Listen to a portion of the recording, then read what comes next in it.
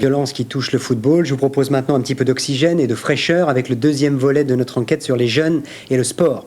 Le badminton ce soir. Attention, ce n'est pas un jeu de plage, on est bien d'accord, c'est un vrai grand sport, une discipline olympique depuis 92. Et pour devenir champion, c'est un petit peu comme dans toutes les disciplines. Il faut s'entraîner, il faut travailler et il faut commencer jeune. Et le meilleur endroit, sport-études. Enquête, Jacques Cardoz.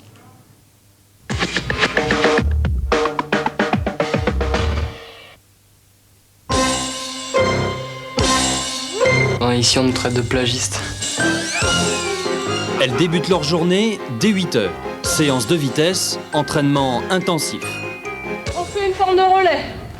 Attention. Même heure, autre lieu pour les garçons, cours de français. L'extrait que vous avez étudié. École, internat, cafétéria ou encore salle d'art dramatique, même la section badminton, unique en France, a droit aux honneurs du sport-études.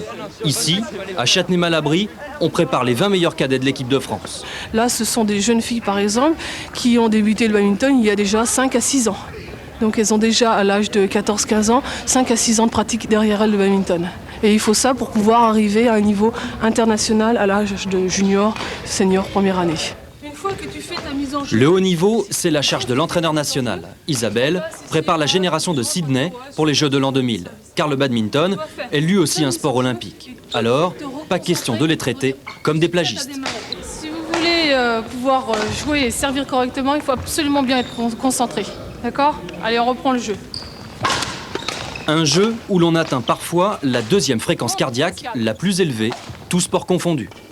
Allez, monte Pascal. De toute façon, je pense que le sport de haut niveau n'est pas adapté pour tout le monde. Donc je crois qu'effectivement, on parlait de choix tout à l'heure. C'est un choix qui peut se faire aussi en fonction de ses capacités, je dirais, personnelles. C'est sûr que ça nécessite énormément de contraintes, d'investissement personnel. Donc je crois que sur le plan éducatif, cela requiert des qualités, je dirais, un petit peu exceptionnelles, hors normes par rapport au tout commun.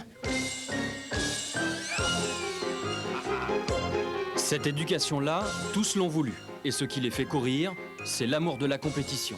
Car ici, l'argent est loin, très loin, du badminton. Et le volant peut aller à 300 km/h pendant un smash. Je vous souhaite une très très bonne soirée. Rendez-vous demain à 20 h 35.